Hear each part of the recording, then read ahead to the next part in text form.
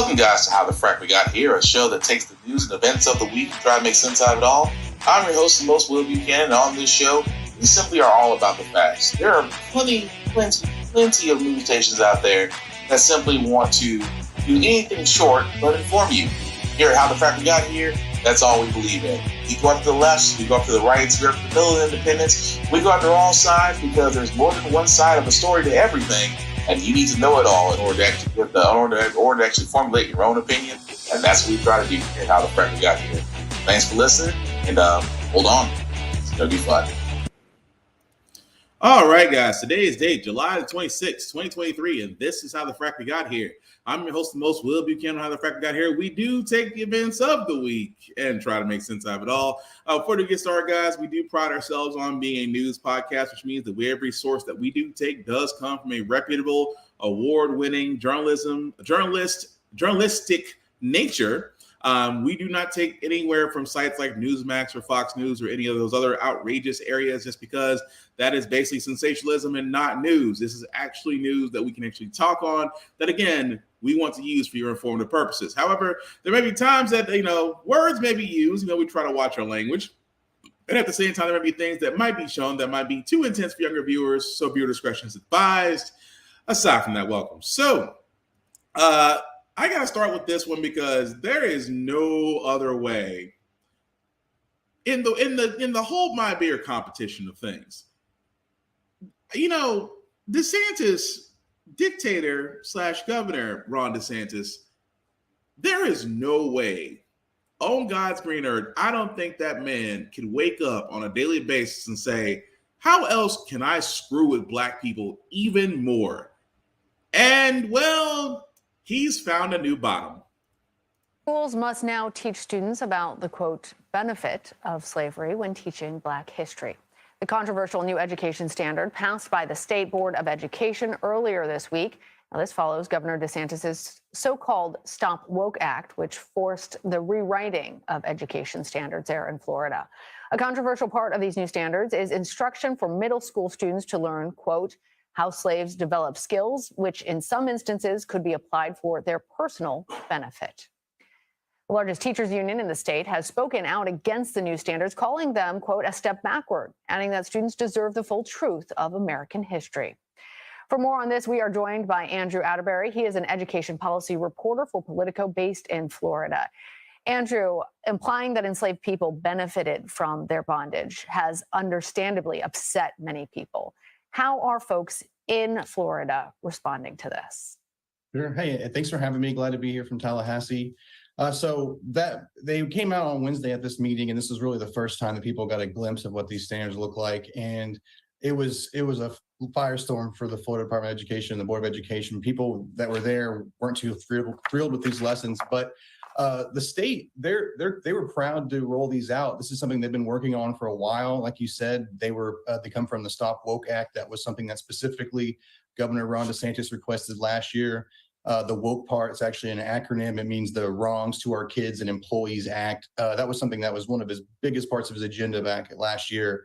And that what the law actually does, it creates new protections for students and even workers is a whole other part of it, that a person shouldn't be instructed to feel guilt, anguish, or any form of psychological distress due to their race, color, sex, or national origin. So because of that new law, they decided that they needed to change all of these the standards too. So they actually created a whole new carve out on Black history, which is why they were so proud of it. It was something that they thought went even deeper than their previous lessons. But whenever these were rolled out and you saw some of the framing of it, some people really took issue with it.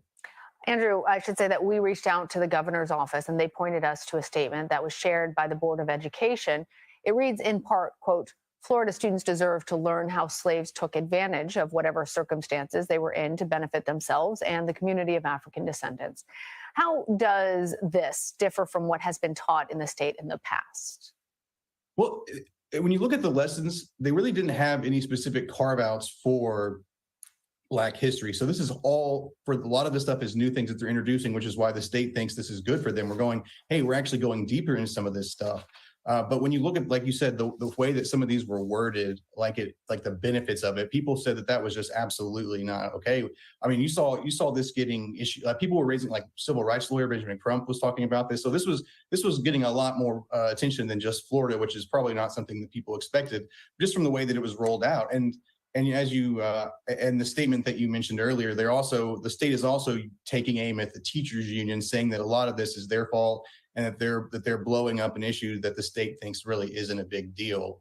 And this is something that you see a lot in Florida. DeSantis administration, the Department of Education, they're constantly at odds with the teachers union. This is things that go back to the COVID pandemic, teacher pay. I mean, that's pretty typical for Florida, but there were other organizations as well. There were state lawmakers, there were Democratic lawmakers who raised issues with this. The NAACP was there. I mean, so there were several other groups too. So it's not just teachers unions, but that's kind of what the state is doing a little bit, is needling the union, saying y'all kind of sparked a lot of these concerns. Well, I'm sure that there's also parents who are concerned about this, and I'm wondering where we go from here. The Board of Education, made up entirely of DeSantis appointees. So what recourse do parents have if they disagree? Well, now this really falls on school districts to carry this out, and then we'll go through picking textbooks and things like that. But as far as the state goes, I mean, these are the standards now. These were unanimously passed by the Board of Education, and the Board of Education stood by these too. You know, they said the whole history is there. They said that they stood by these, and that they kind of downplayed the complaints as saying, you know, that we think this is great, and people are just missing the point, basically. So from the state's perspective, this is pretty much done, which is why you see them defending it today, and they doubled down on it again today, saying that this is what we're going to go with. And you still, even speaking to some of the concerns, I mean, Vice President Kamala Harris spoke out about it. She's supposed to speak in Jacksonville today. So this is getting a lot more attention than I think folks really expected. Okay. So, yes, I cannot believe I did not have this on my bingo card in 2023. I did not have this on my bingo card, especially with Florida. How with Florida? I should not be surprised that it's Florida. The Florida Board of Education has just sat there and said, we are now, for our educational benefit, going to teach kids how slavery had a personal benefit to those who were enslaved. I cannot believe in the run of this podcast, we are actually saying that. And that unanimously, because as the man pointed out, the whole board is a bunch of DeSantis favorites. So saying that the board voted unanimously and of course he's not saying this, but to others may think that, well, the school board approved this. That's like saying a bunch of KKK people approved lynching to be the license plate of Florida. That's what it says. And again, for all those that are just wondering, there is no personal benefit, because this is what they did.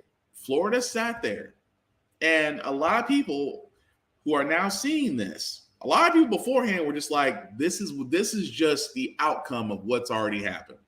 When DeSantis, I mean, everybody thought, and I said this, and you can go back to my podcast and remember when I said this at the beginning of the Don't Say Gay bill. I sat there and said, and I'll repeat this again, DeSantis will go after everybody, not just the LGBTQ plus community, not just them. Because you know what he did? He went after CRT next. We're banning CRT, although CRT is not being taught anywhere except the law school. That's it. But he went a step farther. He decided to take out certain books out of school, which those certain books were by people of color and those by LGBTQ plus authors. He didn't take out the Diary of Anne Frank. He didn't take out Flowers in the Attic. He definitely kept Chicken Soup for the Teenage Soul in libraries. But that's not all. Then he went for African American AP studies and said, I don't like what Black kids are learning. Black kids and other kids are learning. Because more than Black kids just take African American studies. All races do. But the fact that he did not like what was being taught there, because one, it had, he believed, LGBTQ plus indoctrinations. They're indoctrinating our kids. That was the big wave. That was the big wave for a couple of weeks in Republican land, wasn't it? And again, all lows. And yet this new low was that now that there's going to be some teachers, which I hope to God every teacher in Florida that has common sense will not teach this. I hope they don't, because not only is it untrue, you're desensitizing what happened to one group of people because another race of people benefited off the backs of those who were enslaved. Because personal benefit, what personal benefit was there to slavery? Oh, well, then, because they can't give an answer. That's what the school board sat there and said, well, they're just blowing us out of proportion. I'm asking a question from an educational standpoint. What personal benefit did those that were enslaved had that helps their advantage? Because they didn't get 40 acres and a mule. They didn't get any job skills. They didn't get anything as far as contributing to those of their slave owners. What personal benefit was there? If you ran, you lost a foot, you got killed. Buck breaking. Oh, let's not forget buck breaking. For all those that don't know what buck breaking is, Google it. See what personal benefits there were to those that had that happen to them. Those that were bred, because certain black people who were enslaved got matched together because they wanted to produce. They wanted the strongest, biggest guy to mate with said woman. Why? Because they were interested in the kids. They were hoping that the kids would produce and be just as the same as the male. Oh, there was a lot. See, this is the thing about history. There's a lot of messed up stuff that happened during slavery, but they don't want to talk about that. They don't want to talk about the fact that black people were treated as cattle. We were selected. We were broken. We were bred. We were selected. They don't want to talk about that. But it is amazing to me that for America has this problem with slavery. They don't want to they barely admit that it happened. They barely admit that slavery happened. But when it comes to the fact of apologizing or trying to solve it, which I know a lot of white people go, well, that's where he's going to talk about reparations. That's partly of it, yes. Only because one group of people got a 400-year advantage over one other race that is still trying to catch up to this day. But the point I'm making is education should be taught as a whole. You want to know how we move forward as a society? We do have to acknowledge the errors of the past.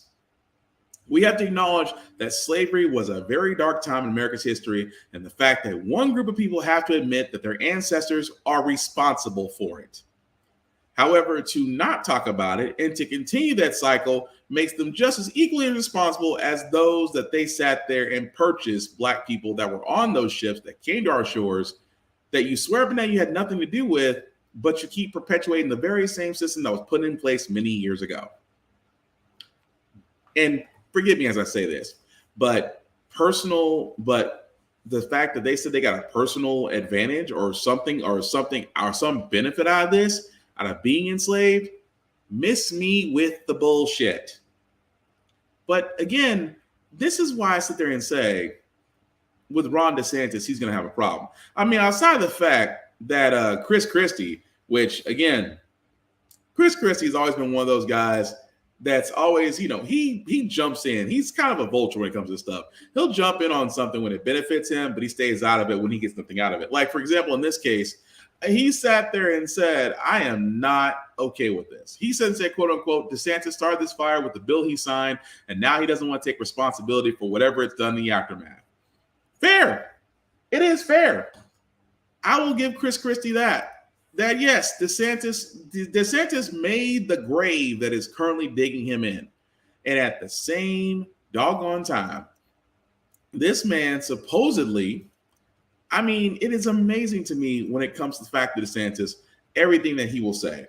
Like, for example, while he was on the road, before we get to the big thing about DeSantis, but while he's on the road, he sat there and said, quote unquote, the January 6th attack was not an insurrection.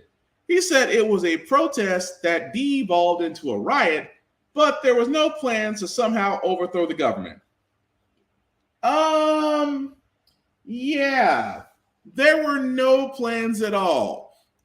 surely there wasn't a person on January 6th that was in front of a podium that riled up a group of people that didn't sit there and say, we need to get together, go down the street, and stop the steal. Again, DeSantis, and this is why I say part of DeSantis, this is why I say I love this part of DeSantis. I love is what happening to him. I never want to see anybody hit a downfall, but man, karma is just winding up for this man. At the same time, the fact that he said January 6th was not insurrection, which it obviously was. The fact that he is turning Florida back to the 1950s, and now as he's on the presidential trail because he is a candidate for 2024, it's not working out the way he thought it was. Back as Florida Governor Ron DeSantis works to reset his sputtering presidential campaign, he will have to do it with a lot fewer staffers. NBC News has confirmed that the DeSantis campaign has fired more than 40% of its original staff after concerns about how fast it was burning through cash. The news was first reported by Politico. DeSantis spokesperson Janera Peck, she's the campaign manager, told NBC in a statement, following a top to bottom review of our organization, we have taken additional aggressive steps to streamline operations and put Ron DeSantis in the strongest position to win this primary and defeat Joe Biden. NBC's Matt Dixon broke the news for us. He joins me now to talk more about this. So, Matt, walk us through your reporting. What is the campaign going for here, and why is it happening now?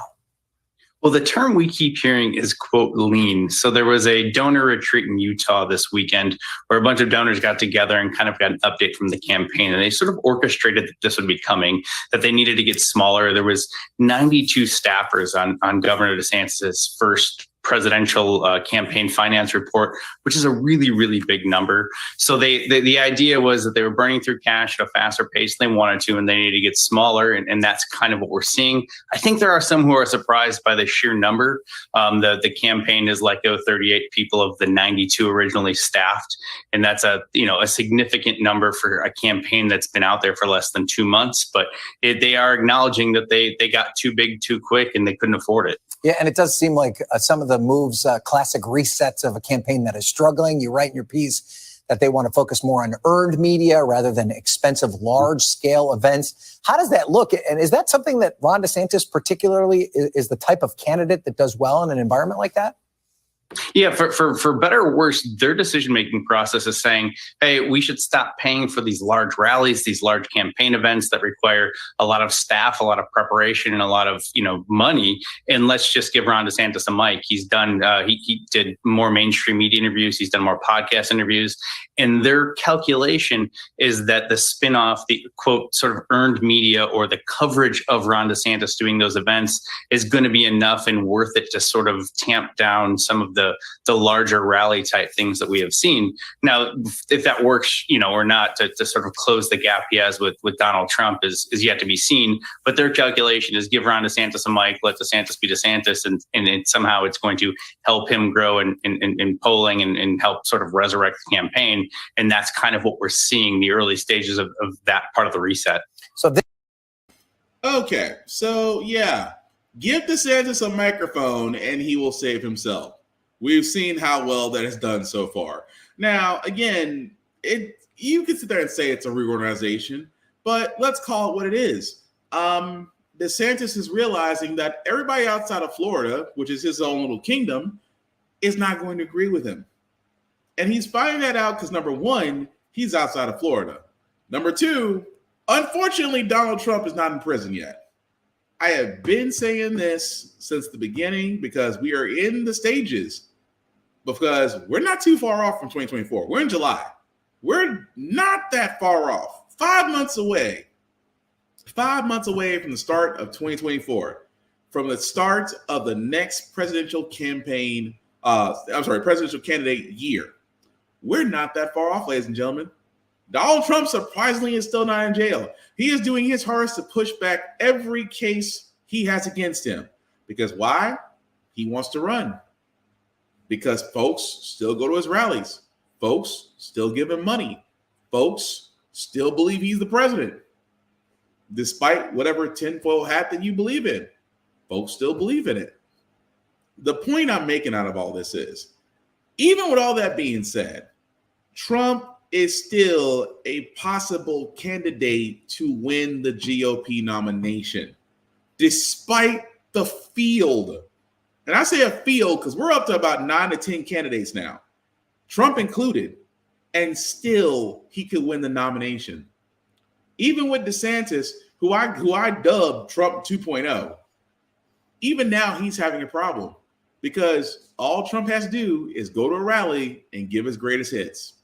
Say nothing new, blame Biden, blame the current economy, blame inflation, blame everything on the Democrats, say they're disorganized, say that how things were running under him, and he goes into his greatest hits like nothing happened.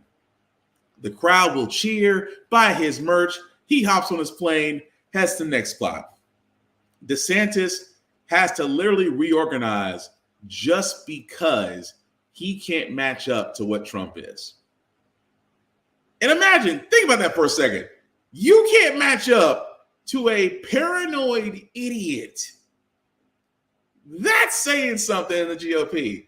When a paranoid, out of touch, overweight, completely underqualified individual can still win the presidential nomination over you because you thought you were hot shit in Florida, not realizing you're in a much bigger fishbowl now. To DeSantis, good luck. To the GOP, again, you can't make this stuff up, folks. You cannot make this stuff up. I can't stand Trump. I personally think he was the worst president since Nixon. I think he is, quote unquote, the worst president ever.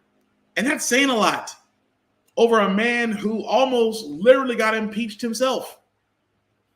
The point I'm making out of all this is why, if anything, now we should be paying more attention, because I said this before, and I'll say this again.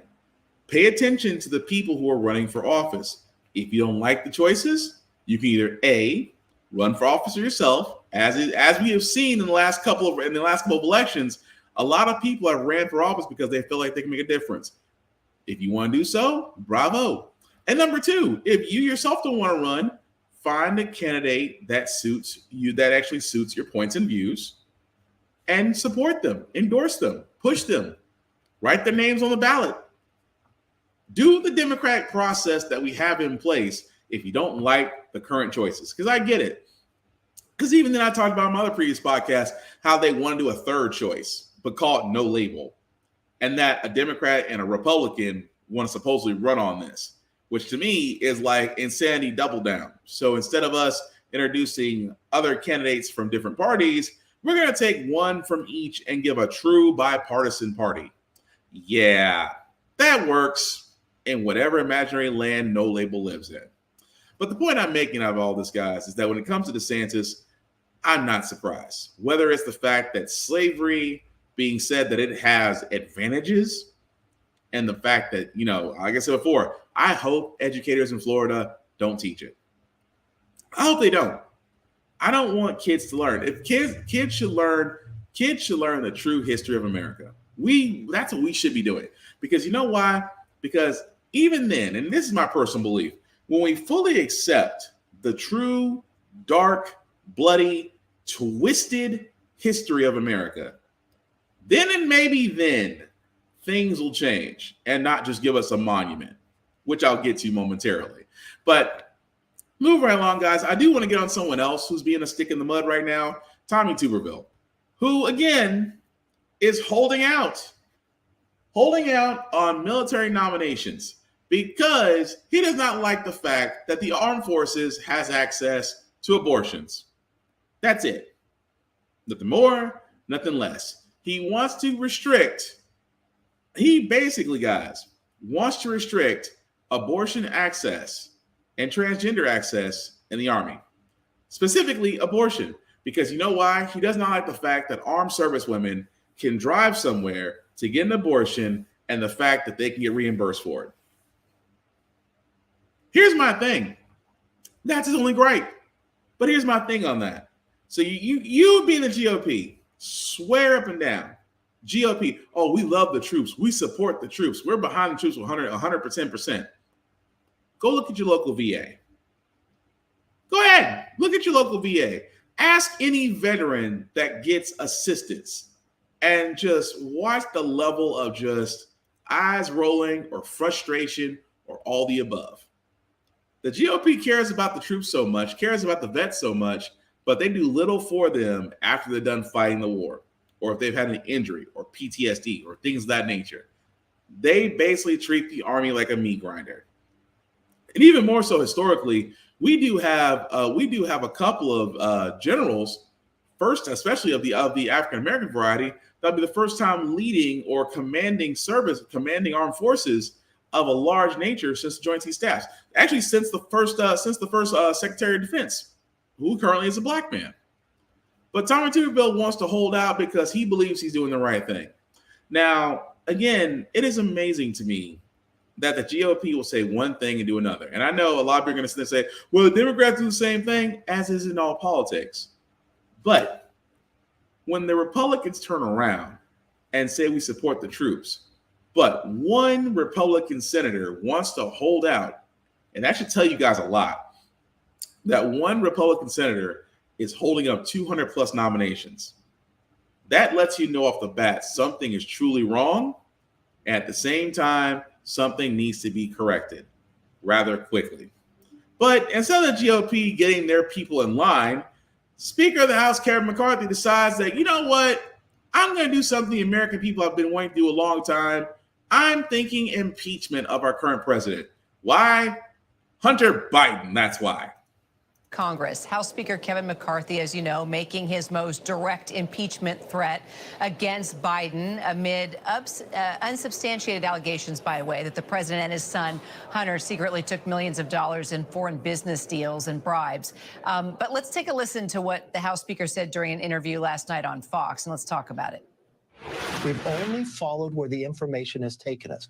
But this is rising to the level of impeachment inquiry, which provides Congress the strongest power to get the rest of the knowledge and information needed. Because this president has also used something we have not seen since Richard Nixon, used the weaponization of government to benefit his family and deny Congress the ability to have the oversight.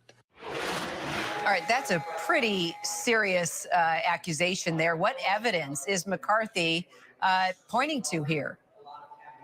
Well, right now, Republicans have a bunch of whistleblowers who have come forward, and some of them are going to be testifying over the next couple of days.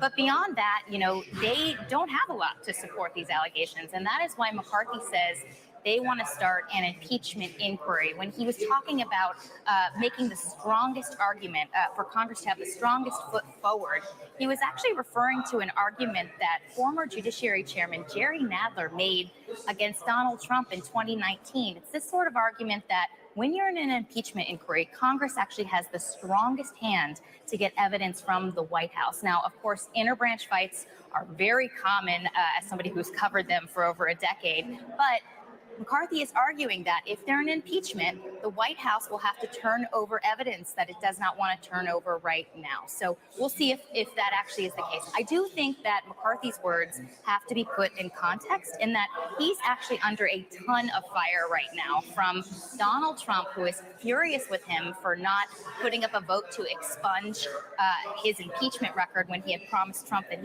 would do so. And then on the other hand, he's hearing from conservatives who are furious about the spending levels of the spending bills coming to the House floor as soon as this week. So McCarthy is actually allowing himself to sort of blow off steam and sort of say things that will ignite the base and cater to conservatives and Trump himself to sort of win back some positive sentiments as he's battling these on different fronts here. Well, as you point out, right, McCarthy's under intense pressure here from both Trump and Republican colleagues. The chair of the DNC even saying it's clear that Donald Trump is the real Speaker of the House. What does that tell you? You know, there's a little bit of truth to that. McCarthy has always sort of been in this very tenuous position. I mean, he's got a very slim majority here in Congress, only 5-seat majority. And the reality is that all it takes is one single member to march to the House floor and force a vote to oust him as Speaker. That has been hanging over his head since the day he won the gavel in January. It's influenced his negotiating tactics. It's influenced his decision to write spending bills at a very much lower number than a deal he struck with the White House just a few weeks ago.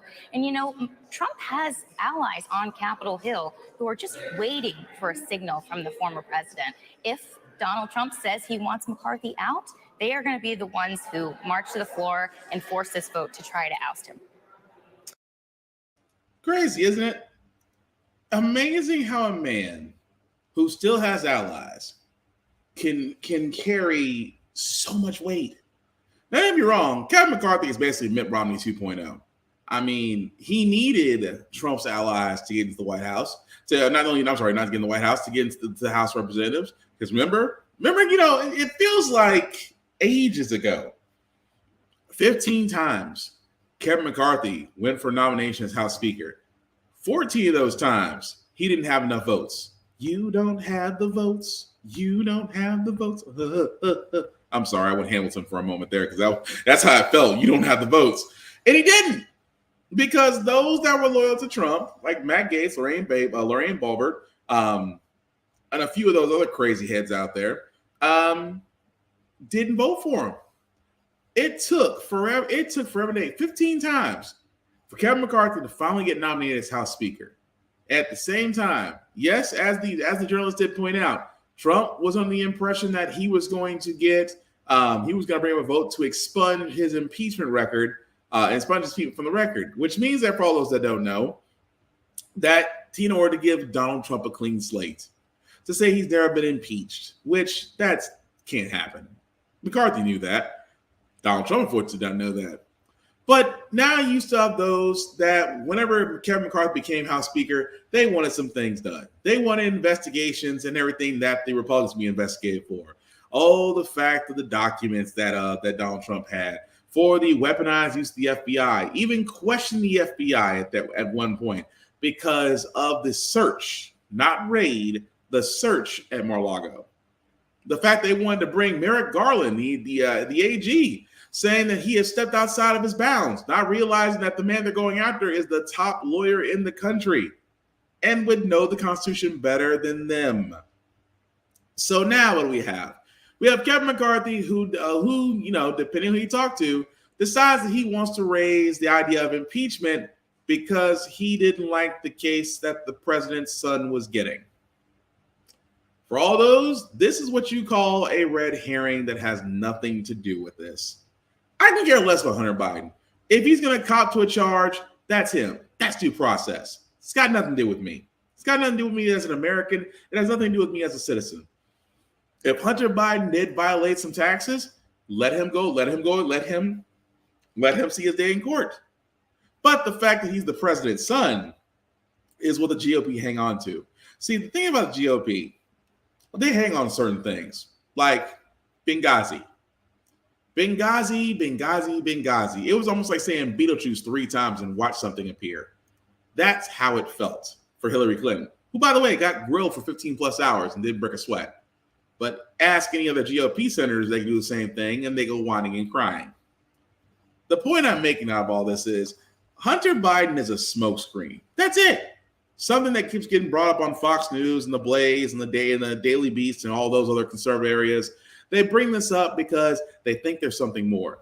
We want to see the laptop. We think Hunter Biden's a coke fiend. He got millions of dollars because he's had a connection to the White House. Yet when Trump was in office, no one complained how all of his kids had jobs and high-ass clearances. But no peeps from the GOP. Not a peep out. Oh, we love Ivanka. We love Eric. We love Donald Trump Jr. But he employed all his kids in some White House capacity and nobody blinked an eye. Yet Hunter Biden, who, by the way, never worked for his father's presidential candidacy because of his troubles, The GOP see there's a problem there and think that the president is stepping in and trying to save their son, which cannot be far more from the truth. But GOP, Fox News, they all keep talking about it because it's a nice, idiotic narrative point that guarantees them clicks and views and entertainment and nothing else. But we as a society get sick of it because, again, Hunter Biden is what he's facing. Nothing more, nothing less. The fate of the country isn't affected by one man in this case, who more than likely will get a plea deal and let that be the end of it. But GOP people and those of the tinfoil hat community can simply not let it go. And that alone speaks volumes. But the other thing I was going to get to, guys, about the monument, mixed feelings about this, as the Emmett that Joe Biden did talk and say that 2 monuments will be put up for Emmett Till and his mom. The sentiment is great. The sentiment behind this is great. And it's awesome. But at the same time, let me play this first. 70 years since the lynching of Emmett Till, whose murder became a catalyst for the civil rights movement. Now Till's memory is being honored with a national monument. Here's Blaine Alexander. Emmett Till would have turned 82 years old today. Instead, in 1955, the 14-year-old boy was abducted, beaten, and lynched after he was accused of whistling at a white woman in Money, Mississippi. And today, President Biden created the first national monument named for Emmett Till and his mother, Mamie Till Mobley. We should know about our country. We should know everything, the good, the bad, the truth of who we are as a nation. The monument will have 3 sites: the Tallahatchie Riverbank, where Till's mutilated body was pulled from the water; the courthouse in Sumner, Mississippi, where his killers were tried and acquitted by an all-white jury; and Roberts Temple Church in Chicago, the site of Till's open casket funeral, a decision by his mother, who allowed Jet magazine to photograph and publish images of her son's body, bringing the world face to face with the brutal reality of racism. What do you remember the most about that day? I just remember being kind of numb. And Reverend Wheeler Parker was Till's cousin, his best friend, and the last living witness to Till's abduction. He was in the very next room when a group of white men took Till from his family's house. Stretching my eyes, shaking and talking to God inwardly. And they walked with a pistol in one hand and a flashlight in the other. What was it like there in the house that night after he was taken away? And nobody talked to anybody. It was just dark forever. I moved from place to place. I talked to anyone till daylight came. Parker still remembers exactly where he sat during Till's funeral. Now that church is being restored to its original 1955 appearance. Brent Leggs is helping lead that effort. This will be the first national monument that memorializes examples of racial violence and political injustice. How significant is that? It's exceptionally significant so that our nation never forgets. What happened, at times, still brings Parker to tears. But he says today's news brings some measure of healing, finally. This place here is going to be a beacon. I mean, it's going to change some hearts of people when they see it, see the story. A story, now a monument for the nation. Blaine out. Okay, now it is great. I'm trying to find the best way I can say this. Don't get me wrong. The story of Emmett Till needs to be said in its entirety. It needs to be said because, number one, it was definitely murder, and the killers did go free. Even some of them, if you look deep enough in the history archives, will find out that someone got paid to tell their story after they were exonerated. But as great as this is, this feels like, I feel like this is a cycle. I mean, if you think about it, Martin Luther King Monument, Atlanta, Georgia, Malcolm X. I can keep going down the line here. That of all these injustices, that the crimes that follow, it's the whole thing of we don't really get what we should be getting.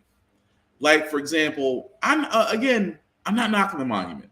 For all those that are watching this, I'm not knocking the monument, okay? I'm not. I think it's great. I think it's educational. I think it's inspirational. But it's not enough. I mean, if we're really being honest, do y'all know that for a lot of people that don't watch this or my first time watching the show, first off, welcome.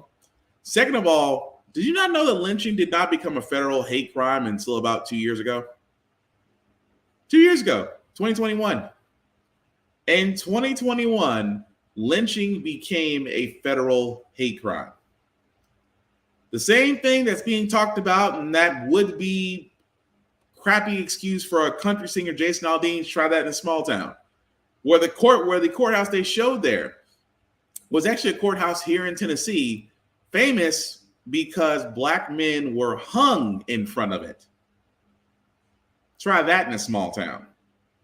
The point I'm getting out of all this is that the crimes still follow. That yes, lynching may have taken another 60 years to be a federal hate crime. Yes, that Emmett Till and in the previous years, where the woman who literally lied about it had a warrant out for her that was never fully carried out. Never fully carried out, and that woman did eventually pass. And I'm sorry to say this, again, watch my language. May she rest in hell. That being said, guys, my problem is that whenever it comes to the black community, along with the whole thing about how our ancestors, as far as slavery and the fact they're trying to whitewash in Florida, but the whole thing of like trying to say, well, they may have actually gotten personal skills or advantages from while being enslaved. That alone was bullshit. Now imagine the fact that years later, hundreds of years later, that when it comes to black people being murdered, being killed, being mass murdered, things of that nature, to this day, it still bothers me that it does not get the actual justice it deserves, nor the actual compensation that should follow. Reason being, you ever notice that when a black person gets killed by those of a different color, it's never racism? Ahmaud Arbery, and forgive me if I mispronounce that man's last name. Remember him? Atlanta, Georgia, just jogging when three men decided it was completely okay to follow, apprehend, and kill this man. Three men took it upon themselves to follow, record, and try to enforce their justice on one black man. Do y'all guys not remember how long myself and others were all saying that's a hate crime? It is a hate crime. And how those on the Fox News side, on the GOP conservative side, all try to sit there and say it's not racism based.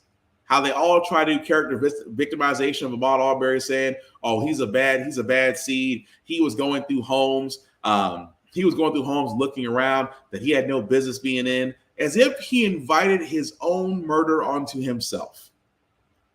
But remember how long it took for crimes crimes of racism to come up, for them to be times, and it went through hoops to get that done. Y'all guys remember that, right? Okay, well, there's a comparison I want to do to this. There's a story that just came out about a man who was accused of killing 3 Hispanic men and others and will face hate crime charges. Literally, the man here, Charles Robert Smith, accused of fatally shooting and injuring three and several others last month, is now facing hate crime charges. Again, this is the thing that just kills me. That 3 of the charges the jury returned for Smith were motivated in substantial part because of the said victim's national origins. It didn't take a jury long to figure out that a white man decided to kill 3 Hispanics substantially because of who they are. It did not take a jury long enough to figure that out. It took literally one case, in the Ahmaud Arbery case, before they brought the hate crimes and civil rights. They had to get through the initial case first before the hate crimes could come up. This was all done in one shot. But again, this is the part that I'm trying to understand very carefully. That Alabama's redistricting. Oh, you hush. But this is the part that I'm trying to understand very carefully, because this is the problem whenever I see things being done that are sentiments for Black people and not actual solutions. They're not. Even in the event that we want to be voted, and this is the one thing that I fight a lot. I fight this with other Black people all the time, because when Black people say they don't vote, I'm like, what are you doing? Why are you? It's like, do you not care? Are you not active? Should you be? You should be aware. Don't ever dismiss voting, because those out there will make sure that your vote doesn't matter, will belittle your vote to make you think doesn't matter, will sit there and disenfranchise you to the point to where you shouldn't care anymore. And even so, when we do get justice, it is amazing that the powers that be and those in offices still don't give us what we want. For example, in this one state where they wanted to redistrict in Alabama, I believe it was Alabama, that the Supreme Court ordered a redistricting for a second district that had many Black eligible voters. Here's how the state reacted. Battle over Alabama's redistricting plan and what critics call the defiance by Republican lawmakers against a U.S. Supreme Court ruling. ABC's Elwin Lopez joins us now. And Elwin, this has national implications for next year's election.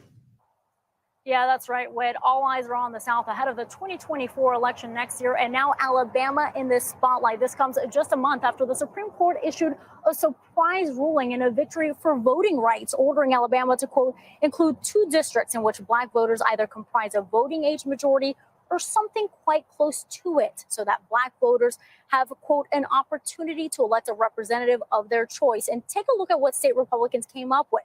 A new district where Black voters will make up about 40% of the voting age population. Now, the new map still only has one minority majority district, and that's why critics say the Republican-controlled legislature is defying the Supreme Court with this new map. Meanwhile, Alabama is expected to argue that the map does comply with the Supreme Court order. And guys, plaintiffs have until Friday to submit their objections prior to the federal hearing that is scheduled for mid-August. Gio?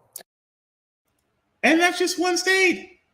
One state that was literally told by the highest court in the land that you do need to redistrict because the minorities living there are not being represented well when it comes to elections.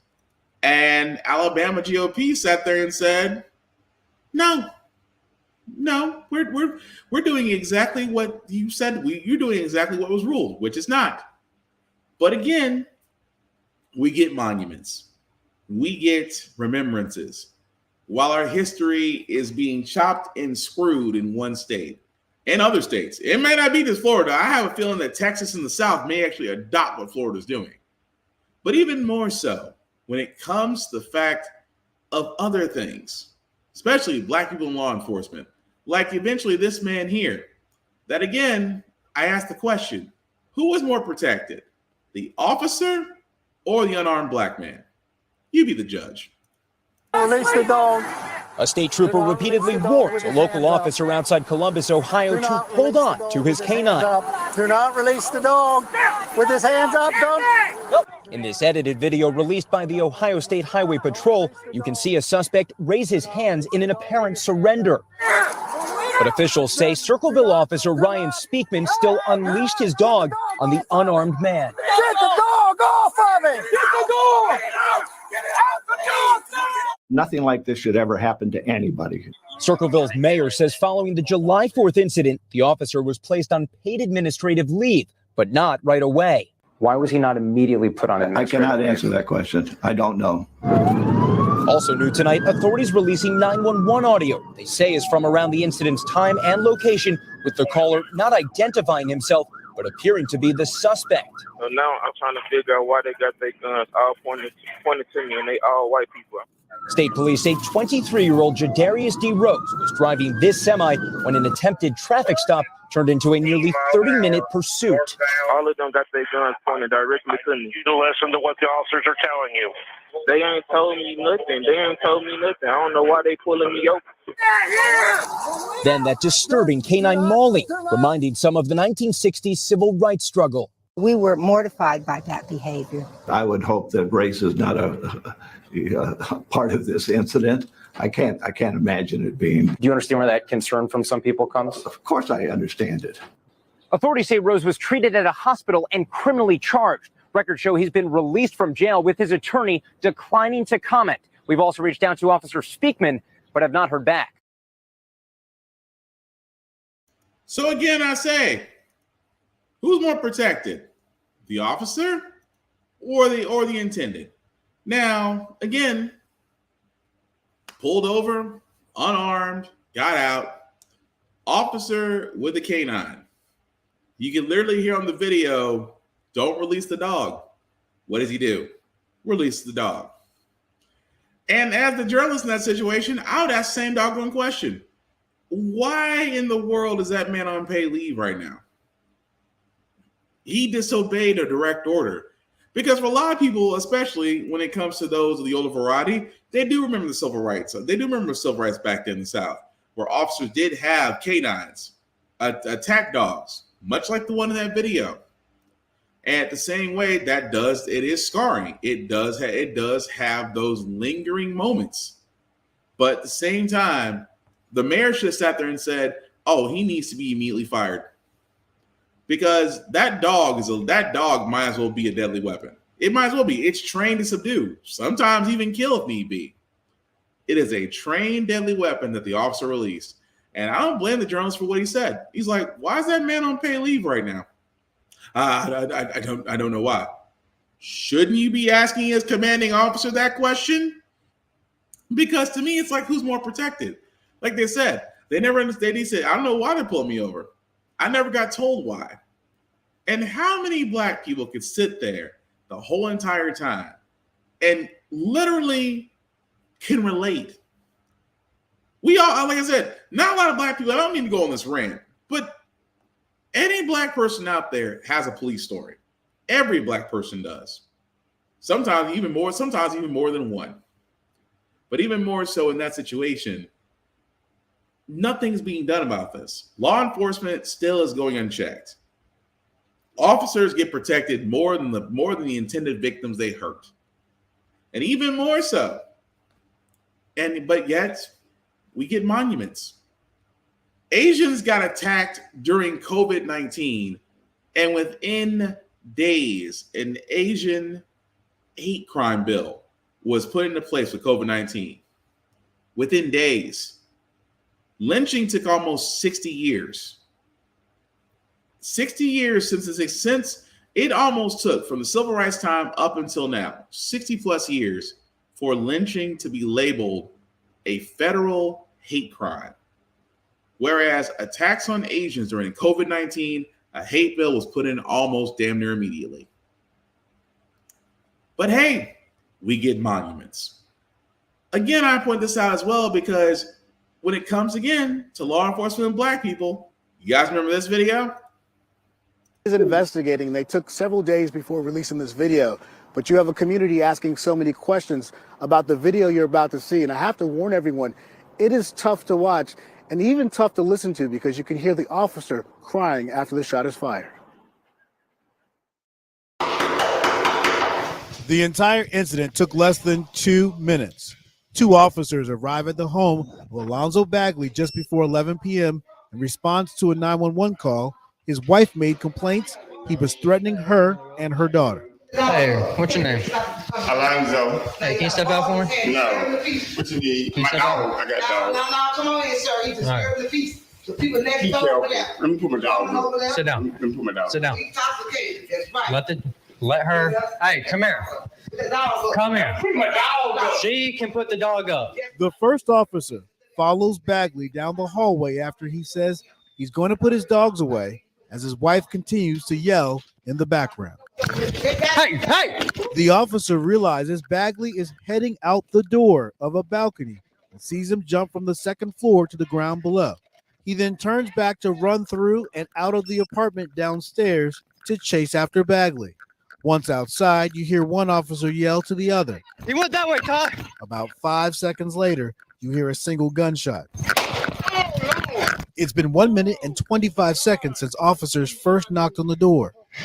No. Dispatch, send EMS right now. Shots fired. Shots fired.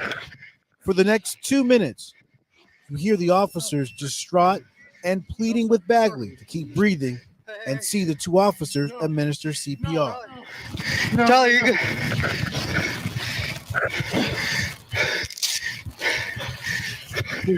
Hey, no.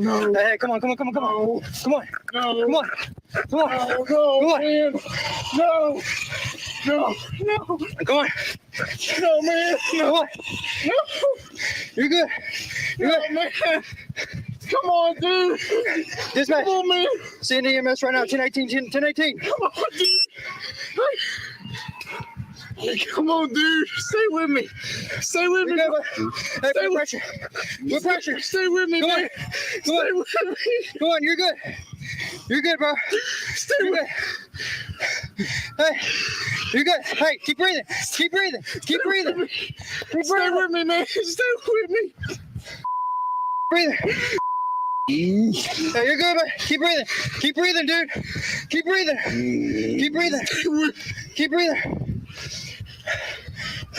Fuck, dude. Alex, hey, go to the front of the building.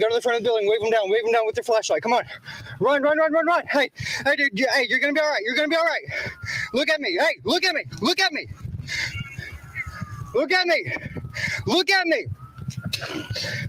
Hey, wake up. Look at me. Hey, respond. Come on. Wake up. Respond. But he doesn't wake up. Bagley's later pronounced dead at a local hospital. Alexander Tyler, the officer who fired that shot, was arrested today on a charge of negligent homicide. His lawyer says he hopes the body cam footage is thoroughly reviewed for the facts and evidence. Officers are always faced on a day-to-day basis with dangerous situations like that, and at times where they have to make split-second decisions where they're in a potential life-threatening situation. The mere fact that an argument is being made by the investigator in court that he was unarmed does not necessarily mean he's not a threat to the officer. Okay, so let's just cut it right there because, again, that was a story that we did cover a few weeks ago. And the reason why I wanted to bring that up, because, again, whenever it's officers, who gets more protection? The officer or their intended victim? The reason why I bring that video up, because we do have an update on that, is that the man there you see at the bottom, Alexander Tyler, the one that actually shot Alexander Bagley there, again, an unarmed black man, no weapon was found on him whatsoever, that he did shoot. He was charged in February with negligent homicide. However, he has been charged with a second felony. And the second criminal charge, felony malfeasance, has now been added. Now, here's the thing. He's now got currently two charges, negligent homicide and felony malfeasance. Both felonies carry up to 5 years in prison, which means he can get 10 years for killing Mr. Bagley. However, for killing an unarmed man who wasn't a threat to you except that he was running away, that you still killed in cold blood, how is it that manslaughter has not been added to the charges? Because that's the question I would ask, in which they also did ask as well, is that for the simple fact of the matter is the DA is the one that's actually making the choice not to go off of this because they believe that they do not have enough evidence to go for a manslaughter charge. Really? I mean, you don't have enough to go for manslaughter. Unarmed suspect flees away from you, doesn't have a firearm, doesn't have a deadly weapon. You shot and killed him. And by your video, you knew you effed up, but yet it is not manslaughter. Help me understand that. But that's the problems I have with this. That yes, the reason why we went over these things, guys, is because, when it comes to going back to Emmett Till Monument, I just feel like that is small potatoes. And feel free in the comments to tell me otherwise. I mean, like I said, this is just my opinion on it.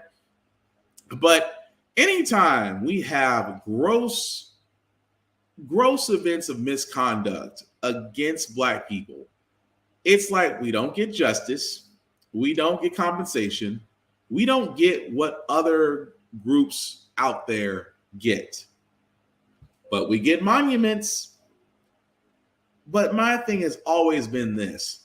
When is this going to stop being monuments? Because monuments only remind us that, honestly, yes, we do acknowledge that this point in history, it did happen. But at the same time, that is the extent of what you're going to get from us. And that alone is the internal struggle I have with this. Others might disagree. Others might be indifferent about this. But for me, that's my internal struggle. That all those monuments do is remind me that that's the extent of what they'll do. Because they will do differently for other ethnic groups out there. But for Black people, it just doesn't seem to be enough. That's all I'm saying.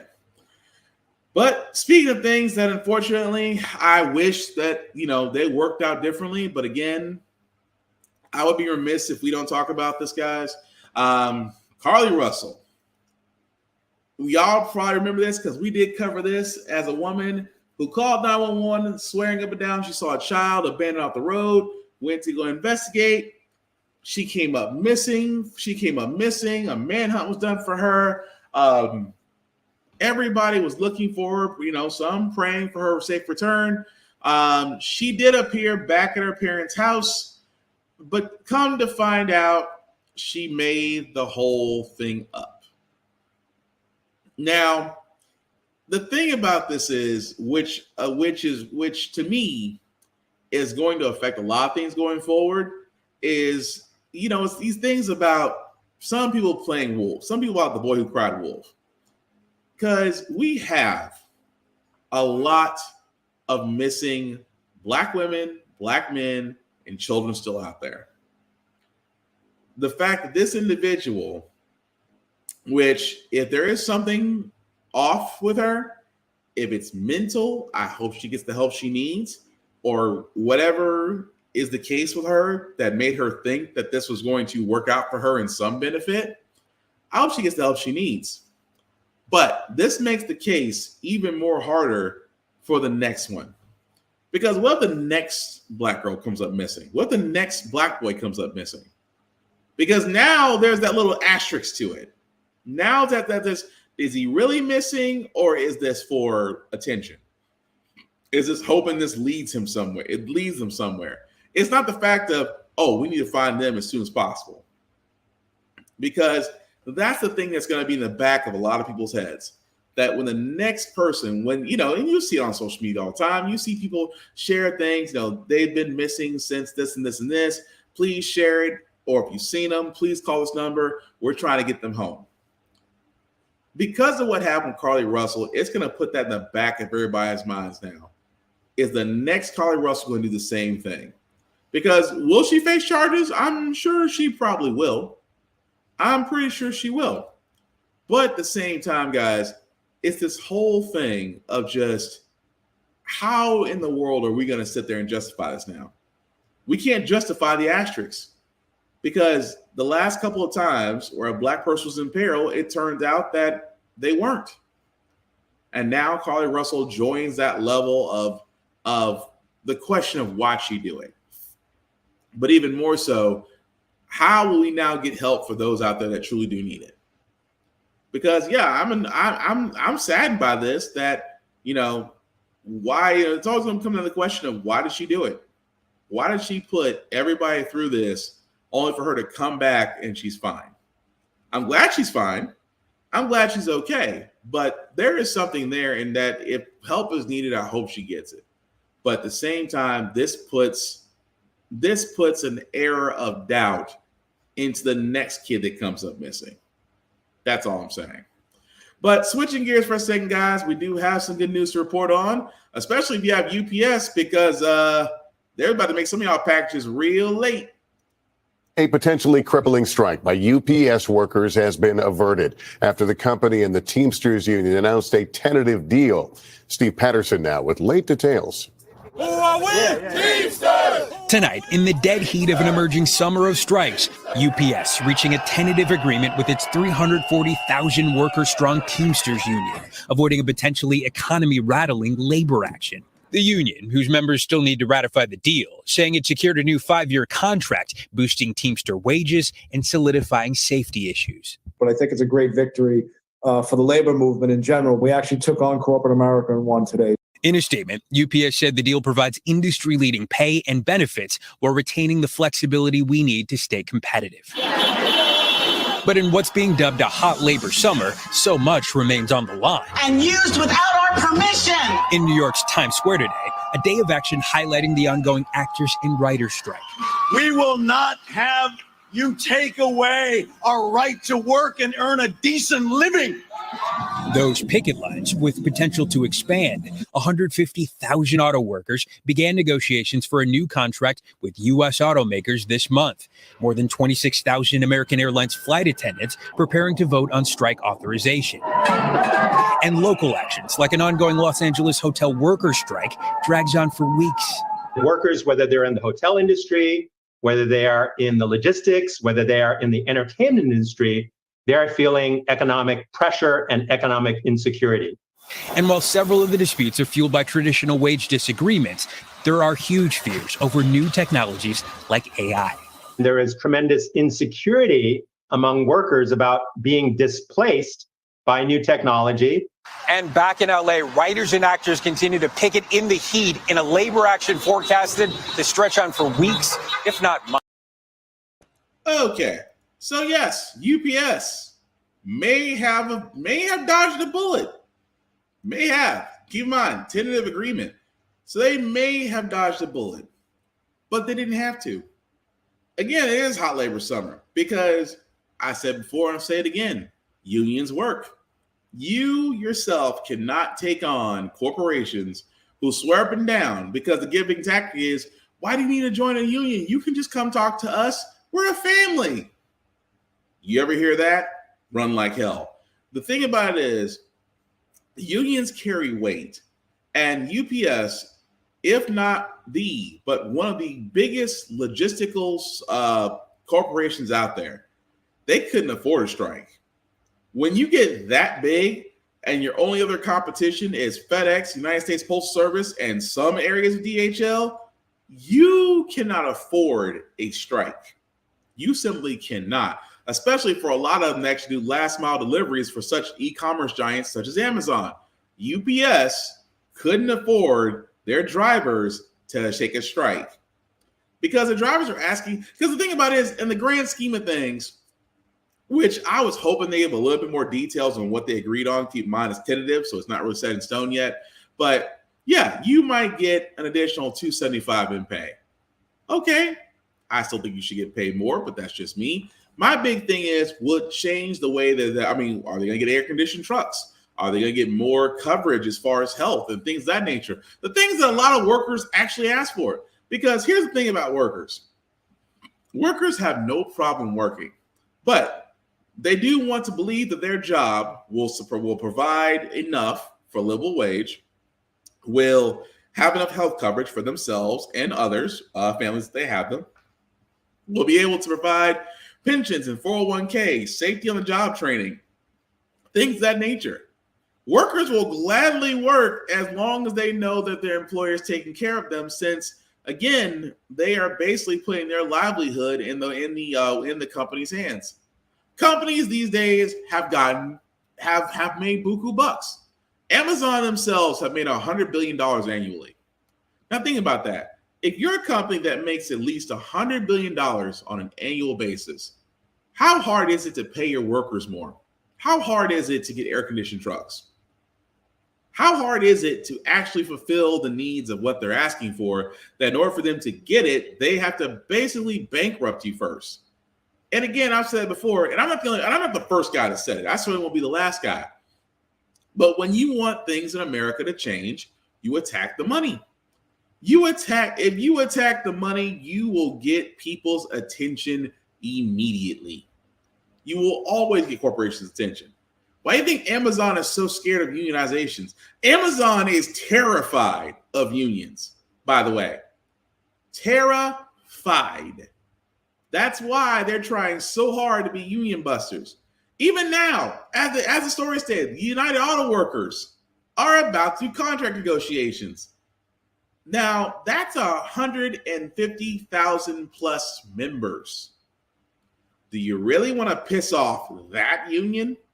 Because without auto workers, almost every major automotive manufacturer in the U.S. would come to a grinding, screeching halt. And trust me, the United Auto Workers will have no problem going on strike because they know their worth. They know that without those members being on those lines, assembling and manufacturing those very same vehicles, dealerships will hurt, but those corporations like General Motors and Dodge and Nissan will all, and others, Kia, will all hurt. And it hurts them in the money. It hurts them right in the bank account. So again, I like the fact that I'm seeing a hot labor summer. And again, if you have a union in your area, please join it. There's strength in that, as you've seen with UPS. Because I don't blame those drivers. Because, had it been 5 more days, because the strike was going to begin on July 31st. The strike was going to begin 5 days from now. UPS was not about to take that chance. And at the same time, even if they gave the workers everything they asked for, you know what's going to happen? Nothing. Their profits will increase, and it'll be like it never happened. And yet people like me wonder, why do corporations choose to go into strike mode when all they're going to do is give in to the workers? Because that's when they realize, oh crap, there's nobody else that'll do this job but them. That lets you know in America, workers do have power, but power in numbers is how it works. But we will definitely keep an eye out for those industry workers in California, as well as the SAG-AFTRA, because again, writers and actors have joined together in a strike. So if you're expecting anything new from Hollywood anytime soon, good luck. But again, not surprised. Last story I'll get to, guys, before we get to our feel-good segment is basically the thing I've been talking about. The Senate advances a Supreme Court ethics bill.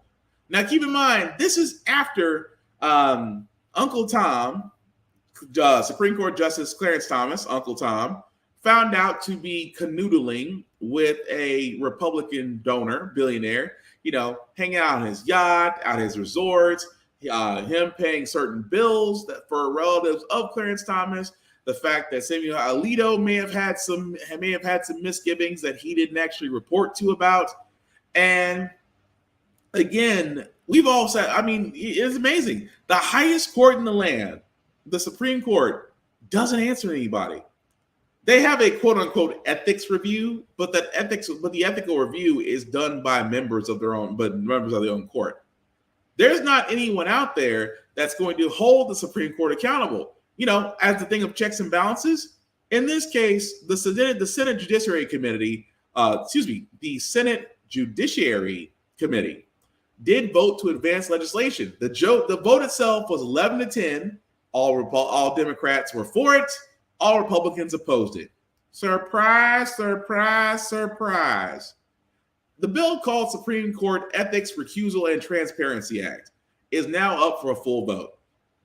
Now, does that mean they can go through? It's possible. Democrats still have the majority in the Senate. So there is a chance that it could get passed. However, it's hard to say because it is amazing to me that Supreme Court justices, and again, this could be just of their arrogance or their position, they always feel like they don't need to answer anybody else. How dare you? I am a Supreme Court justice. How dare I answer to anyone? I am a judge.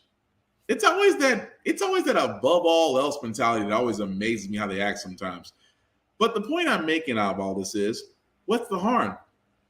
The president gets checked by the House of Representatives and the Senate. The AG is checked, even though he could, quote unquote, indict the president. But he also has to have pre-approval, unless overwhelming evidence, has to get it from the House. The House can advance a bill, but needs the Senate to approve it before it goes to the president's desk. The president can veto said bill, which sends it right back to the House, who can vote on it again and overwrite the president. There are checks and balances to everything, ladies and gentlemen, except the Supreme Court. And that's why I am not against the fact that a judicial bill is being put in place for an ethics committee to be formed, that the Supreme Court has to answer to. Why? Because oversight is needed for those who don't think it. When you don't think oversight's needed because you think you're a responsible adult, that right there, my friend, is arrogance. Simple and plain. But we'll see how that goes along. But anyway, we're going to go ahead and move on to our feel-good segment, because usually on How the Frack got here, we usually cover a lot of things that are doom and gloom, sometimes make use of faith and humanity. But hey, it is hump day, which is Wednesday. Tomorrow is Friday, which is Thursday. We will leave you guys out some good vibrations. And this feel-good story, I hope, does the trick for you. America strong. Living through a terrible ordeal can easily derail hope, but not this 14-year-old from Philadelphia, now even more determined. It was one of the deadliest fires in Philadelphia history, devastating the city's Fairmount community in January of last year. 12 lives were lost. Basically, it was just a whole bunch of screams, loud noise, stomping. It woke me up. Tyhara Scott and her family lived on the first floor, just below the apartment where the fire broke out. Tyhara, pregnant with her fourth child, carried each of her 3 sons to safety. The family lost everything, stayed in her grandparents' basement for 5 months until they found a house of their own. Just one day at a time. We stay close to each other. 14-year-old Zyke is the oldest. I'm a good person, a hardworking person, and I love my family. The honor student will start his first year at a STEM school where he'll focus on his favorite subject, math. That was lit. And play his favorite sport, football. The 6'1" freshman linebacker already catching the attention of college football recruiters. The family says a coach from Penn State has shown interest. Amazing. If he's not at the gym with his dad, he's at a training. It's nonstop with him. Determined and resilient, Zyke setting an example for his younger brothers. And after surviving through tragedy, I got a chance to do special things. Grateful for the opportunities in front of him. My dreams for him, I just want him to be successful, do what he loves. No doubt a very bright future. Yeah, exactly. And I love seeing stories like that. That to me always gives me hope, not only for the next generation, but at the same time, just goes to show you that, you know, despite anything, we can always, as a people, and I don't mean to get preachy about this, but we always as a people seem to find a way to overcome and do some miraculous things. That just goes along to show you that, yeah, there's something special about us. Magic. But anyway, that being said, guys, that's going to do it for this podcast. Thank you all for watching, for liking, for letting people know this is live. I certainly appreciate that. Some shameless plugging before we do get out of here. Shout out to my boy Vaughn at Big BZA Dot. Definitely check out his YouTube page, his beat page, where he does put beats on there for free.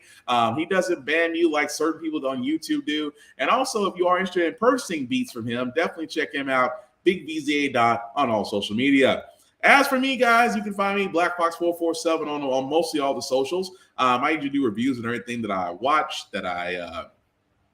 watch, read, play, things of that nature. And of course, the link at the bottom made it a little bit bigger for you guys to find and see. If you'll copy and paste that into your link tree, it'll take you to the YouTube, Facebook group that has all the links for all of my podcasts, How the Frack We Got Here, Get Bit, and of course, the Off Limits podcast.